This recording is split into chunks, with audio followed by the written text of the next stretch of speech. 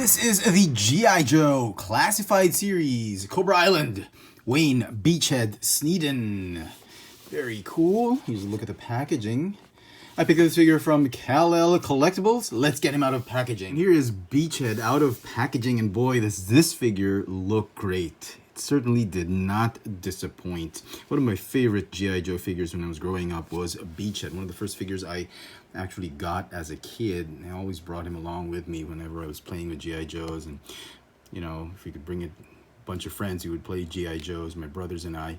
This is what he looked like back in the day, and wow, back in the day it was actually a very, very nice figure. It's one of the top, I think, top 10, top 20 figures of all time, in my opinion. This is what the carded figures looked like. I remember getting this one. I think I got it for my birthday when I was a kid, and they re-released him in the 25th anniversary line, and they stylized it a little bit, gave him more weapons, but still looked like the old G1 Beachhead. I think the latest incarnation that I had this figure before I sold it off was in the movie line, and this was way too stylized for me. I think it detracted too much from what Beachhead really looked like.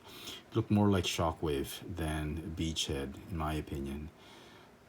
More like a grunt, anti-terrorist grunt. And looking at these past Beachhead figures, I think the Classified Series Beachhead had taken a lot of inspiration from both those figures and given them a new stylized look while retaining a lot of the G1 attributes that he had. For instance, this green uniform. They've gotten rid of the camo pants and just made it plain brown, which is actually fine with me. The only part that I really liked about Beachhead was the green jumpsuit and his vest. Although I am missing, you know, I would have preferred that they kept that iconic where all the magazine clips, the ammo clips are on his vest. That would have been really nice, just as a nod to the G1 Beachhead. But this one, as it is actually pretty nice. I don't think it is removable. I haven't found a way to actually get rid of it. He's got a lot of strap-ons and holsters and pockets and all that. He's got a knife holster strapped onto his left boot. He's got a pistol holster. It's a separate piece, again strapped onto his right thigh. This one, I guess some ammo clips. I don't know what this pack should be. It's strapped onto him. He's got some shin guards that are actually molded onto the boots. He's got a very, very nice looking head sculpt. He also comes with a backpack that borrows heavily from the old G1 Beachhead. Even that flat base right there, the grenade, I think. You can plug it on right here. And he's got a crossbow. This was a surprise for me. I did not expect them to actually put this crossbow. We never see him actually use a crossbow in the cartoon. As far as I can remember, I've watched most of the G.I. Joe episodes and in the movie. He uses a lot of heavy firearms, but not the crossbow. And if I recall correctly, they just put this crossbow in the 25th anniversary line simply because that the original G1 backpack had the crossbow molded in. I thought that was pretty neat, but I would have wished that they had kept the crossbow just molded into the backpack and given us another weapon, or maybe a helmet, or maybe a gas mask or something like that. Something else that probably would be more significant, I think, for him being a ranger and all that. He does come with a pistol, which is also pretty neat. And he also comes with a hunting knife. This one fits nicely in the boot holster. Very, very cool. A lot of people were bothered by the green plastic that they used for the weapons. I'm not really too bothered with it, and I love the detail of the weapons, but molding it in green plastic, I've kind of grown accustomed to how Hasbro makes their weapons for G.I. Joe figures in all these different colors, like orange, red, gray. The original G1 Beachhead, it was gray, and that would have been a better choice for me. But given that it is green, it doesn't really bug me as much. What bothers me a little bit is a couple of issues on my figure. The backpack does not stay on, as you've seen earlier. It just loves to pop off. I don't know why. Maybe it's the vest. The vest is just way too thick, and the peg is just not long enough to reach at the end that hole. So it just loves to pop off, and it's kind of annoying because I do like this backpack. The other thing that I found a little odd was this beret. Normally Beachhead does not come with a beret, but they actually gave him one. I thought it was a nice touch. I was just perplexed that it was painted red. Now normally the red is reserved for the airborne unit or the paratrooper units in the army. I think, I'm not entirely sure, but I believe the scarlet beret or red beret is for paratroopers, whereas rangers, I would have thought he should have worn a black beret, which was reserved for the army rangers, since he is a ranger.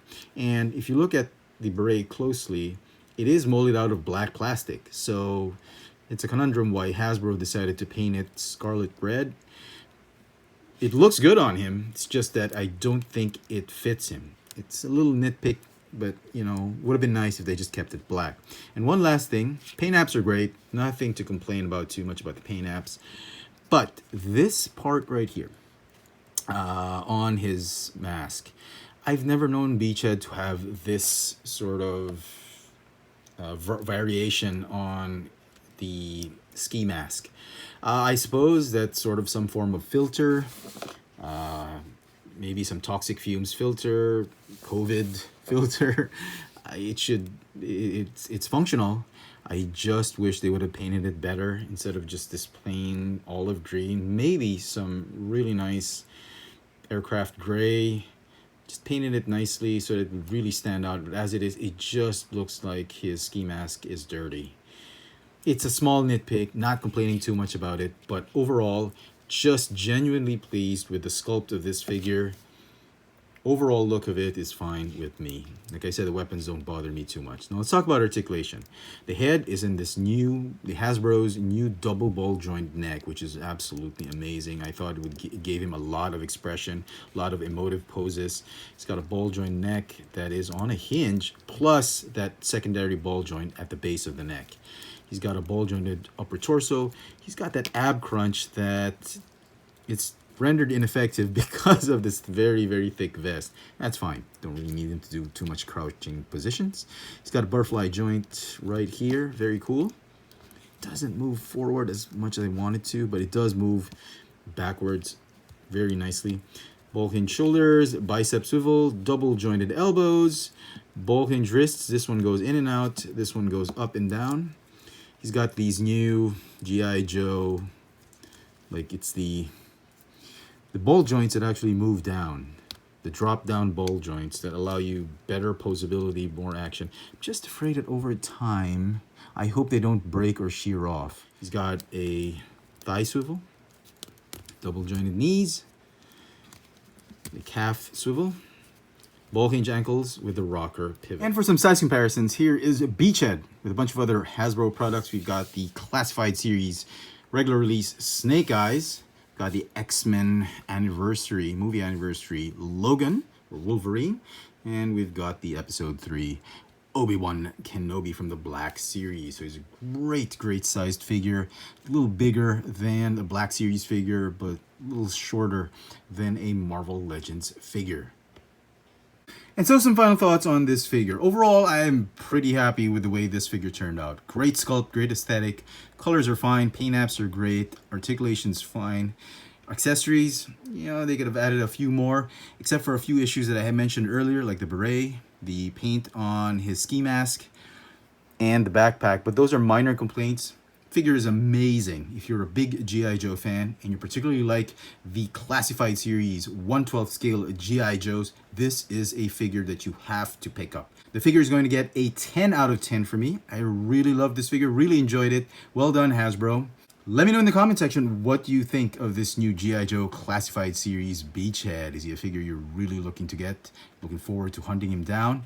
Or is it a pass for you? Let me know in the comment section, and as always, hit that notification bell so you never miss out on any of my latest video reviews. If it's your first time here, please subscribe. And if you want to help me out on this channel, help me make more video reviews, please check out my Patreon account. There's a link down in the description below. All your contributions, no matter how small they are going to go a long way in helping make more videos. And coming soon to the Patreon account, I will be posting some Patreon-only exclusive Chefatron videos, so do stay tuned for that. And as always, thanks for watching.